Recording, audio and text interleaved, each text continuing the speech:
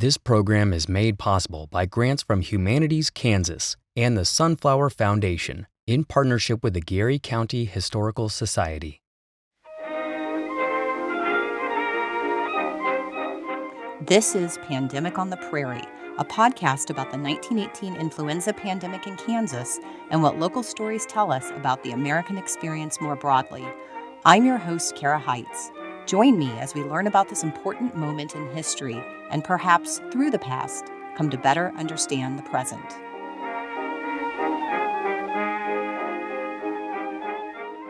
Hey there, I'm Kara Heitz. I'm a historian and I teach American history at the Kansas City Art Institute.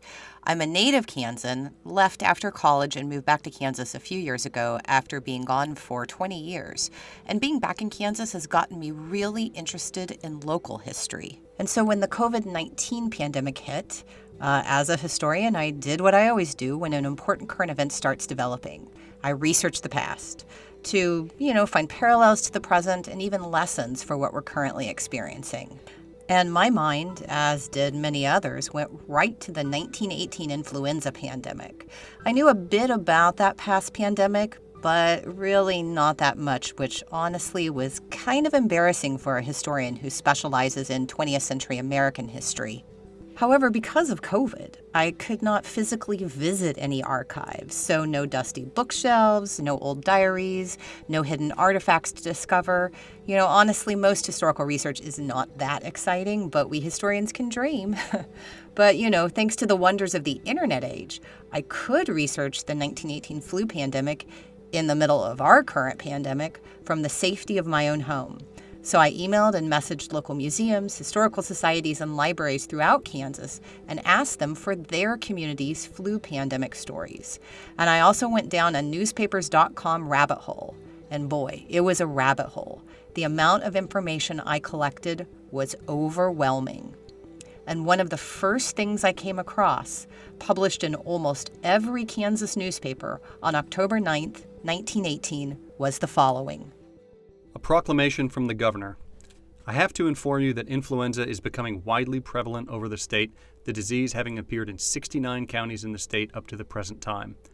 As influenza is essentially a crowd disease, that is, the organism causing the disease is spread by people assembled close together, it would seem to be part of the wisdom, in order to prevent further spread of the disease within the state, to prevent all public gatherings of every kind for a brief interval of time.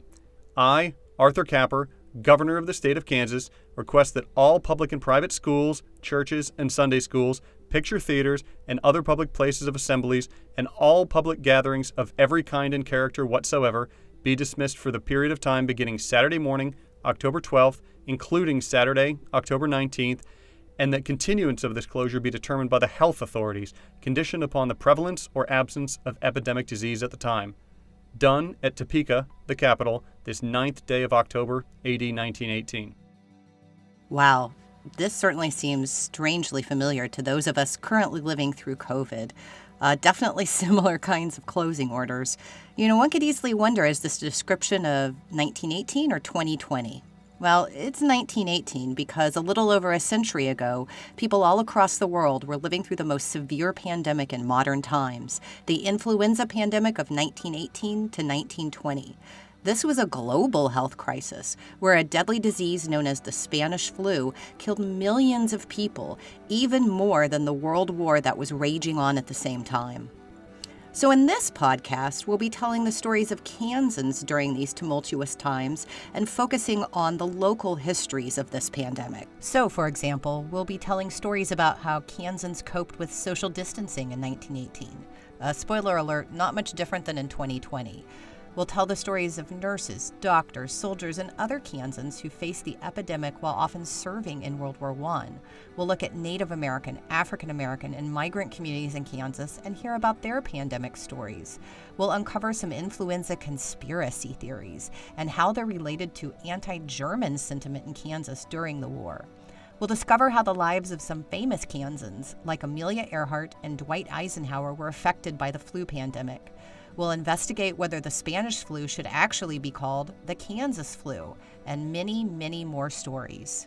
But for this episode, we're going to zoom out and get a more general sense about what was happening in 1918, why this pandemic was so deadly, how it affected people across the country, in fact, across the world, and the ways in which it was remembered by Americans who lived through it. Think of this as sort of an introduction to the influenza pandemic before we take a deep dive into Kansas stories. And to help me with this overview, I'm talking today with historian Nancy Bristow. Hi, Nancy. Do you mind briefly telling us about yourself? My name is Nancy Bristow. I'm a professor of history and the chair of the history department at the University of Puget Sound in Tacoma, Washington, where I have been a teacher for 30 years and where I also serve on the Race and Pedagogy Institute leadership team. And let me add that Nancy is also the author of American Pandemic, The Lost Worlds of the 1918 Influenza Epidemic, which is personally my favorite book about the influenza pandemic. And that's actually saying something, as I had been reading a lot of books about the flu pandemic in my research for this series, so I highly recommend it.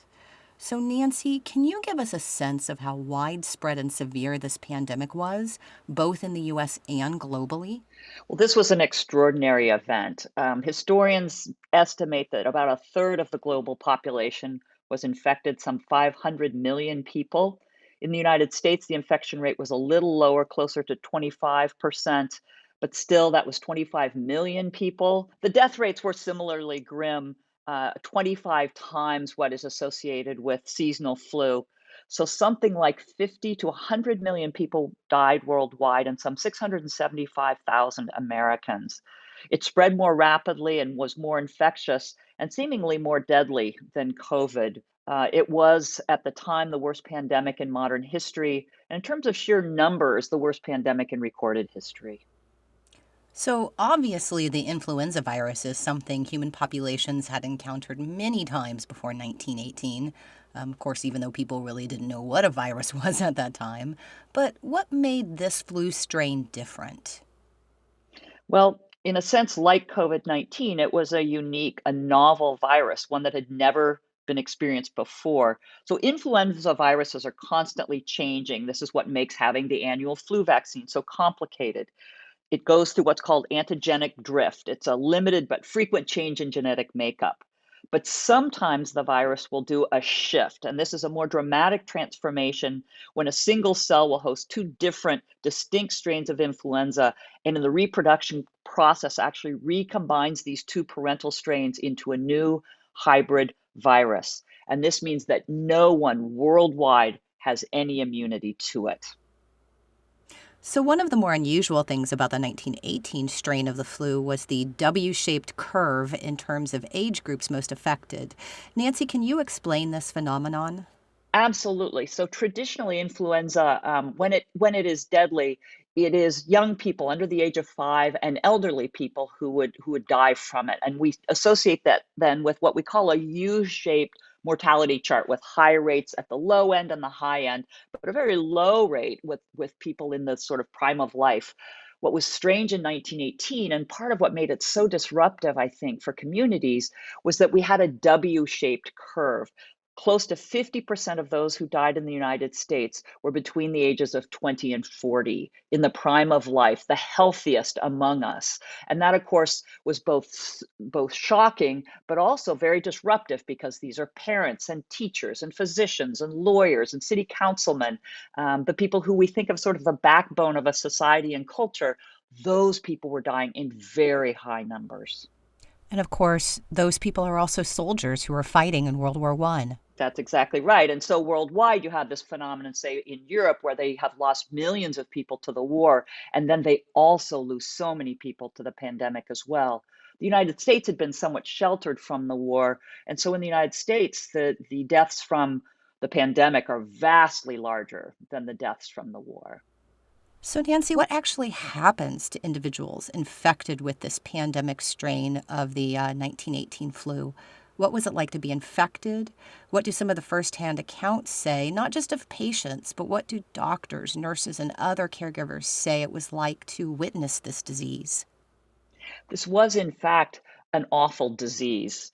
In some cases, it would just be like the traditional flu with the regular symptoms of high fevers, a headache, weakness, a lot of pain in the muscles and joints, congestion. Some people would have a lot of drowsiness or exhaustion, sometimes nervous symptoms, chills. Again, things that we would associate with influenza traditionally, but this happens sometimes very quickly. So people might be healthy in the morning, devastatingly sick by midday, and they could die by evening. But others would recover, but many would then go on to have worsening symptoms. The next stage would include even higher fevers that would lead to delirium. People describe it as the time was a blur, having no sense of day or night. One person wrote, "I felt sick and hollow inside." Another said it was certainly the worst sickness I ever had. One man from Philadelphia, in fact, said, "I got to the point where I didn't care if I died or not." In addition to the delirium, the reason people talk about the agony is that if they were not unconscious, they were suffering hemorrhaging in the lungs, belabored breathing, often terrible pain again in the joints, in the body more generally. And this is a little bit gross, I'll be honest, but I think it's worth saying aloud because we have to think not only of the sufferers, but those who are caring for them, the family members often who are surrounding them with care, that they might have a bloody cough, they might have nosebleeds, they might have blood draining from their ears or even their eyes. And as they began to drown sometimes, literally their hands, their faces, their feet would begin to be discolored and might turn blue or purple or even a dark black. So it was a very painful disease until one entered delirium. In delirium, people talk about it being nightmarish. One person says this must be what hell is like. So this was an awful disease, not only for the sufferers, but also for those who witnessed it, those who were there as caregivers. And especially distressful, I can imagine, because so many of the caregivers were loved ones of the sick. And that's exactly right. And there was little that physicians could do. And so much of the caregiving was done by family members. And it might be children, it might be a spouse, it could be a parent. So you can imagine the kind of trauma that this really did mean for people. I do want to talk a bit now about the idea of waves, because we often talk about the 1918 influenza pandemic, but obviously, as we know, it was actually the 1918 to 1920 influenza pandemic. So, can you speak about the different waves and what the differences were between them? And just as a side note, in my research, I've found that almost as many people died in Kansas of the flu during the last wave of early 1920, of January, February 1920, as they did in kind of the main deadly wave, which was late 1918, early 1919. So, do you know, is this pattern unusual or common?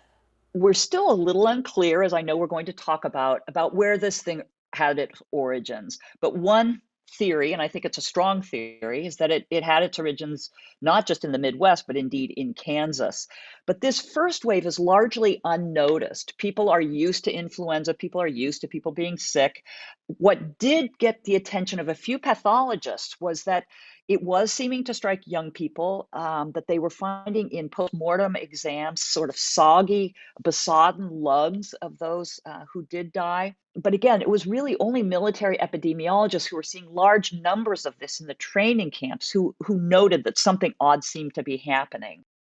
But then the influenza that I think most people associate with this pandemic is the influenza of the second wave. And this second wave is really explosive. It emerges on three continents almost simultaneously, in Freetown, Sierra Leone, in Brest, France, and in Boston here in the United States during the last week of August. And in just 2 months, the entire world is awash in disease.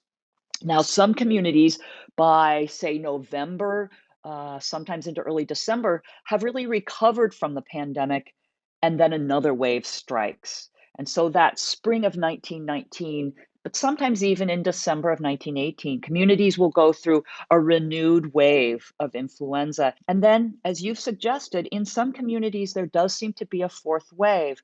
And scholars are still debating whether this is actually another wave of the pandemic or simply the newest seasonal version of this virus. It doesn't much matter which it is. As you suggest, in some communities, there is a quite a severe loss of life. Interestingly, my own family, I had grown up not aware of this, but at the beginning of my research, discovered my own great grandparents had died in the flu pandemic.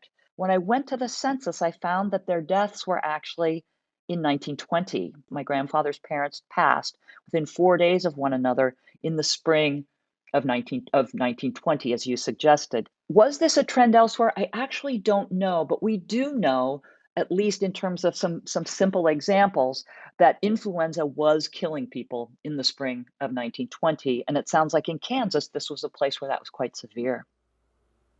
So let's move on now to what is perhaps the most well known connection between Kansas and the Spanish flu, and that is the flu's origin story. And of course, we now know Spanish flu is definitely a misnomer and that it originated someplace else, possibly Kansas. We'll actually be talking about this in detail in the next episode when we speak to this theory's main proponent, John Barry. So I don't want to get into too many details now, but briefly for our listeners, this theory claims that the flu arrived at Camp Funston, which was a part of Fort Riley in Kansas for training new Army recruits, and then spread across U.S. bases and camps, and then was carried over to Europe with the movement of U.S. troops in the late spring of 1918.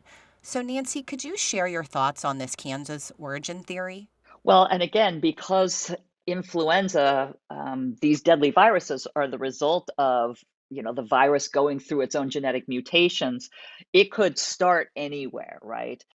Now, I want to be clear that actually the idea that it started in Kansas has a longer history reaching before John Barry's work. In fact, Dr. Edwin Jordan did really important research in 1927 and published his results, which included exploring some of the other theories that are circulating today. So for me, the until I see otherwise, the Kansas theory continues to be pretty persuasive for me. So, Nancy, what are some of the other origin theories out there besides Kansas? Another that's been recently popularized by Dr. Oxford, who's a British scholar, he suggests that that it had its origins in a British army camp in France in 1916. There was a purulent bronchitis, as they called it then, that had symptoms very similar to those that we saw then in 1918. And so he has been promoting that as a theory. And then very recently, Mark Humphreys, a very good scholar of the pandemic in Canada, is believing that it may have been carried to the Western Front originally by Chinese laborers who were in Canada and traveled to the Western Front. And he has very clear evidence of the moving around of these particular laborers from China who then go to the Western Front. So there is also, and there has for a long time been a theory that connects it back to Asia because influenza often does emerge in its newest embodiments out of Asia. That's a common origin site for new influenza strains. Which of these is correct? I don't know. Is the story of Kansas a meaningful one? I think absolutely, because we do see that we have soldiers infected. We see those soldiers travel to the Western Front. We can track very clearly the movement of American soldiers to the Western Front becoming infected in this first wave. So again, certainly Kansas is a player in this story. Whether there are other players as well, I don't know. So, I want to switch gears a bit now and talk more about how people have both remembered and forgotten the influenza pandemic and what this means. So, your book about the flu is subtitled The Lost Worlds of the 1918 Influenza Epidemic. And when I read your book, I interpreted Lost Worlds as referring to two things. So, maybe we can talk about each of those in turn. So, the first is that for a long time, this was largely a forgotten pandemic in American history. So, Nancy, can you speak a bit about why this pandemic was forgotten for so long, and especially in relation to the World War I context? And I think that's exactly the right context for that question, which is on one hand, you could say it's forgotten because it doesn't leave a lot of cultural markings.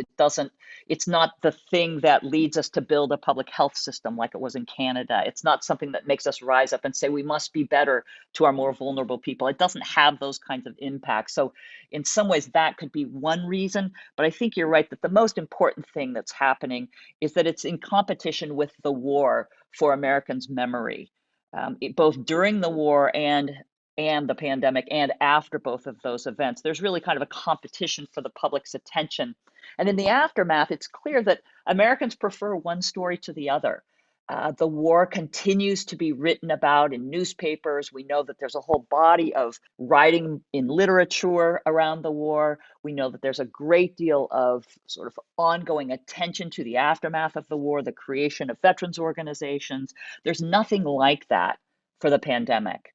And why is that? My sense is that, to put it really simply, the war is a better story for Americans, and especially for that historical moment. The United States sees itself as having been born perfect and then getting better. And in a sense, if that's how we see ourselves, as a city upon a hill, as an exceptional nation, the pandemic's not a very good story, because we are just like everybody else, helpless before a virus. In the war, alternatively, we can tell the story of heroism. We can tell a story of progress. This blasts the United States onto the world stage. We show up for a war the Europeans can't seem to resolve. We win the thing, and we're home in time for Christmas. And so the war, I think, is a much better story for who Americans like to see themselves being, and actually for that particular historical moment when the United States really was this burgeoning industrial and international power. So would you say it's forgotten now? I mean, you and other historians who have written about the influenza pandemic probably have had full email boxes for much of 2020 with interview requests. There's a lot of interest now with COVID and the influenza pandemic, positively and negatively. So would you say it's still a forgotten pandemic? Or perhaps a better question would be, are we remembering the right things about it? That's a really interesting way to put the question, because I think there are ways in which it can be very informative, and I hope that we will remember the right things about it. And I have found that people want to talk about what it is that we didn't learn from it, what are the parallels that we're seeing. So my hope is that, yes, I think it really has gone through a rediscovery process, in a sense, because of COVID-19, in ways that can be very useful to us as we come out of COVID-19. So, this second meaning of Lost Worlds that I got from your book is that you're focusing on individuals and their personal stories. You're not just using government documents and newspapers, but you're looking at private letters, journals, oral histories, novels, and even songs. But these are often the sources and stories that are overlooked or not seen as important, I think, by official histories of an event like a pandemic. So, what do you think these personal sources can tell us about the flu pandemic that more official sources like government documents or reports or statistics cannot tell us? I think what they remind us is, we talk about this as a forgotten pandemic, but it isn't forgotten at the level of the individual. That in fact people lived with their losses, or with the consequences of having been ill for the rest of their lives. It doesn't disappear in the lives of individuals. I interviewed a woman 85 years after the pandemic, who had lost her mother when she was 5 months old because of flu, and she said, "It changed my life completely. It had to." This was 85 years later. She never knew her mother, but she still knew that the pandemic had had this massive impact on her. And so the reason these sources are important is that they take us back into the story of what it was like to experience this. What was it like to be a child who didn't have a mother? What was it like to be a patient? And it's very different from anything you can get from the statistics you get in the public health reports, or even what you can get in a local newspaper, because these were people bearing their souls with their loved ones. And so those stories, it seems to me, were another part, as you suggest, of what has been lost. So let's move on now to discussing public health policies and people's reactions to them. And honestly, this is where I see a lot of parallels between the influenza pandemic and COVID. So briefly, just a bit of background information. At the beginning of the deadly fall wave of the flu, Kansas state authorities institute lots of what we would call social distancing policies, closing schools, churches, theaters, banning large public gatherings, quarantining the sick, some recommended mask wearing, frequent hand washing, all these public health policies that obviously we still use today during the COVID pandemic. So these policies are mandated by the state of Kansas for 4 weeks, beginning in about mid-October 1918. And people generally seem to be okay with it. I mean, there's some grumbling, there's some exceptions, of course. But after that fourth week, you can really see that people are starting to get restless. Thanksgiving's approaching and the Christmas holidays are coming up, and there really seems to be in Kansas some pushback. So after these 4 weeks, it all becomes more recommendations and up to local health boards at the county level to enforce their own policies. And some communities in Kansas do really well. There are even a couple smaller towns that implement mandatory mask wearing. But kind of like with COVID, a lot of places open up, and you frequently then see this spike again in infection rates in late 1918 and even into early 1919. So, Nancy, given all of that, I'm wondering if you could talk generally about the varieties of policies that get put into place in states and cities across the U.S., and how typical or maybe atypical do you think this Kansas experience is? In some ways, Kansas is typical of a forward-looking state. There were places that had strong public health boards and good relationships between the political and the health leadership. And those were the communities that did really well. So Kansas is typical of those who did well, in a sense. Another example would be Seattle. Milwaukee, Wisconsin does very well. And they do well for the same reasons. They have very quick imposition of closures. They not only close things, but they ban public gatherings. Many communities might have quarantined those who were sick.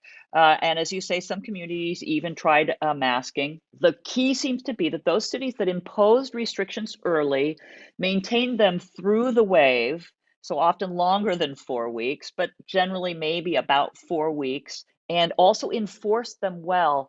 That really did make a difference, and those communities really did do better. Some of the worst hit cities are those on the eastern seaboard, and in part it's because they didn't have the same opportunity to prepare. So Philadelphia, Pittsburgh, Boston, Baltimore, New Orleans, these are all cities that are hit relatively early and they suffer pretty badly. But what's interesting is just what you described, which is the resistance often happens relatively quickly from certain groups, businesses, churches, schools, but they usually then step in line pretty willingly because they have that responsibility as civic leaders. And then what you have is a few weeks later, people just get restless. The one thing I'd say that makes them different from ourselves is that it was a different world. We know now about things like flattening the curve. We know that even if we do closures and we do social distancing, people will still get sick. In 1918, they didn't know that. And so part of the frustration, I think, was they had the sense that their measures simply didn't work. We know that they work. And so when people today get frustrated and take off their masks and begin to hang out at bars, I don't think they have the same excuse that I might actually offer to the people of 1918. So, one of the big conclusions from your research on the flu pandemic is even though it's this massively disruptive event, that there's really not a lot of long-term social or cultural change that arises from it. And you even make the point that the flu pandemic helps reinforce a number of inequalities that already existed in American society. So, Nancy, can you explain your larger argument here? Why are inequalities that are already embedded in American society in 1918 being reinforced by the flu pandemic? Well, the reality, of course, is that so many of the inequities are very much institutionalized. They're part of how things are done. And so it's not surprising, in a sense, that that which is already there would be reinforced. So in the United States in 1918, poverty is a serious issue. There are a lot of people living without a safety net, already living on the edge of insecurity. And so when you lose a week's wages, that could mean your family doesn't have enough food to eat, that you will be cold, that you would lose your home. The death of a breadwinner might mean that children have to go to work. Children might be sent off to an orphanage because there's simply no food to feed those children. So in a world in which people were already very poor without protections, a pandemic simply exaggerates those. And certainly those inequities are made still worse when you add in the issues of white supremacy and racism and the racial dynamics of the country at the time. The inequities by race are really easy to see in a statistic.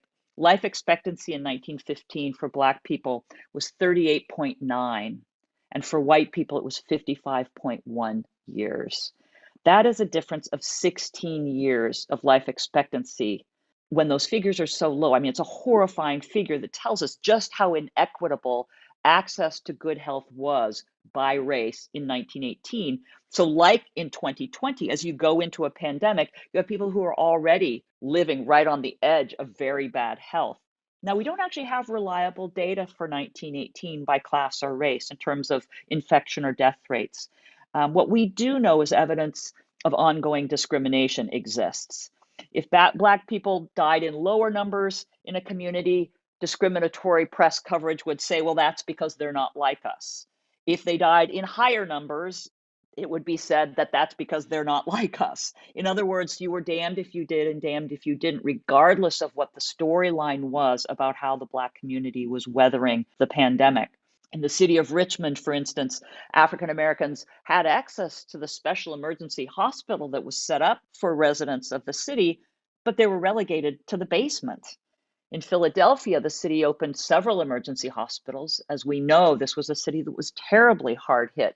They opened no emergency hospitals for Black people until the Black community itself did so. So again, the sort of issues of segregation and the inequities that already existed are simply reinforced, are reenacted in the midst of the pandemic. So for poor people, for people of color, for Indigenous communities in particular, the traumas connected with living in the United States in 1918 were only made worse. Now, to be clear, why is that? I think there's two things to say. One is I think those with power cling on to the way things have always been done to have a sense of control. Now, I think in communities for whom the pandemic is revealing in some ways the inequities, this was actually an opportunity to call out those inequalities. And that was done. And was done frequently by people, for instance, in the Black community. There's a remarkable sermon by the Reverend Francis Grimke in which he calls out the pandemic and he says the reason this is happening is God is trying to show white people that white supremacy is wrong. It's really quite remarkable. And so he does not want to reinforce the existing standards. And again, in the Black community, there are efforts to fight back against the ways in which they're being mistreated during the pandemic. But the voices are simply going unheard by the white community or by those with power. So a final question. So as a historian who has deeply studied this 1918 to 1920 influenza pandemic, I'm wondering, how do you think we'll remember the COVID pandemic in the future? What do you think is similar? What is different between COVID and the 1918 flu? I know it's hard to speculate about public memory in the future, but Nancy, do you think that COVID will also become a lost world? And how do you think our culture will remember the current trauma that we are going through right now with COVID-19? The honest answer is I don't know. But I am encouraged by a couple of things. One is I think we are a different culture in 2020. We're far more likely to speak to issues of trauma and to recognize that they have long-lasting impact on people's lives. And we have a fuller understanding, I think, of that as well. And that makes me hopeful that perhaps we will be able to remember those around us who have suffered as we come out of the pandemic, and that we can do the things that they will need, whether that is social services and healthcare, or just, the care and listening ears of friends. I'm optimistic that perhaps for that reason, we are a different culture and we are better at talking about trauma. I also note that a lot of archives are collecting stories right now. My own university started this weeks and weeks ago. Yesterday, I got one from my college alma mater asking if I had any photographs or stories or poems or paintings or anything else that I had recorded during the pandemic. And that's exciting to me because it's sort of a commitment as we go through it to making sure it isn't forgotten. And in that context, when people ask me, what should I be writing down? I basically say, anything. Just record something and share it with someone, because that is how we will know the stories. And important in that is that everyone's story will matter. And again, I think we're a different culture that may be better able to understand that every person's story matters. But that then gets to the larger question, which is, what will the nature of that memory be? Will we remember it somehow as a triumphant event in our past, or will we be able to talk about the failure to provide for the most vulnerable among us? Will we remember the ways in which it exposed to us the terrible inequities by gender, by race, by class? Will we choose, in fact, to act on those and leave ourselves the kind of cultural markers that would come from really making change in the aftermath? That's my hope, but I have to admit that if history is a guide, that isn't what will happen. And again, that's why for me, if we want it to be remembered and if we want it to make change, it will be up to us. And by us, I mean all of us, each person who is a community member. It will be up to us whether or not this is remembered and whether or not it leaves behind a nation that's better than it was before the pandemic. Definitely some wise words to end on. Thank you so much to Nancy Bristow for your informative and thought-provoking discussion. So I would like to say that many local organizations across the state of Kansas and indeed across the country are actively involved in collecting stories and other artifacts related to people's experiences with the COVID pandemic. So if we don't want COVID to become a lost world, then I encourage all listeners to contact your local museum, historical society, or library and see if you can donate your own items related to your experiences during the COVID-19 pandemic. Also, what really struck me about my conversation with Nancy Bristow and continues to strike me during my own research on the influenza pandemic is how relevant so many of experiences of 1918 are to the contemporary situation with COVID. So this is definitely a comparison we'll be coming back to. But that is all the time we have for today. Thank you so much for listening to Pandemic on the Prairie. Next episode, we'll take a deeper look at the possible Kansas origins of the influenza pandemic a century in the past, as well as explore some of the reasons that drive us to identify the origin of a pandemic. Thanks again, and see you next time. It was in 1919. Yeah.